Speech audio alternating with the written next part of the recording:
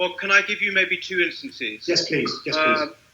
Which were very widely shared on social media and then reported in the press. There was an incident just before or just during the early June protests in London, where there were two policemen running away from protesters down Buckingham Palace Road. They looked to be quite young protesters, actually, but the police were actively running away from them.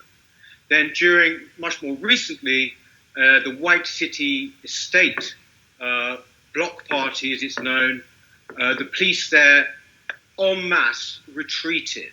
Now, we have been talking this morning about confidence in the police and how it is declining.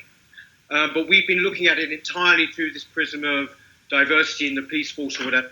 Surely you can see, Mr. Mayor, that if you see police running away en masse or individually, that does not inspire public confidence in them.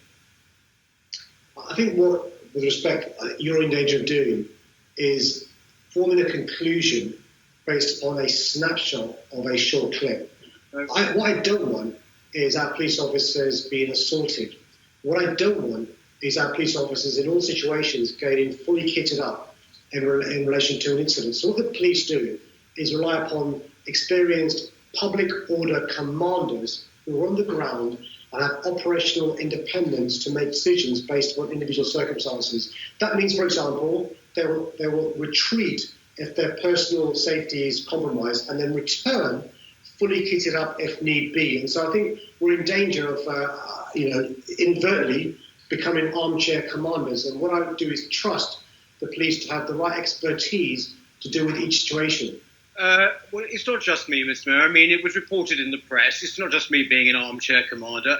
You know, if you see two policemen running away from basically teenagers, you have to ask, what have they been told to do? What have their commands been?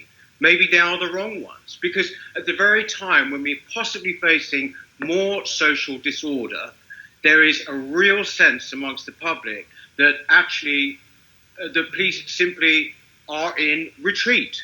The morale amongst most of the, many of the ordinary officers is very, very low. It's actually aimed very much at the upper echelons of the police. Well, right? let's just When you see this sort of thing, Mr. Mayor, this is exactly the kind of thing that does not instill confidence. Well, I think your question highlighted the contradictions in your thinking. On the one hand, you're criticising police officers, and on the other hand, complaining about low morale amongst police officers. No, the point I'm trying to make to you, well, you are. Your question quite clearly did. No, it's not a contradiction. They are told what to do, presumably by their seniors, right? They have to do it. They have to do those things, but they are told that that might lead to what is obviously a real lowering of morale. I mean, the fact is the police appear now to much of the public to be frightened of their own shadows. This is the problem.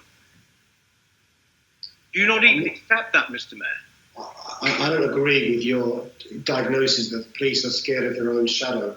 My experience with the police is that the public order commanders we have in the Met Police Service are some of the best in the country.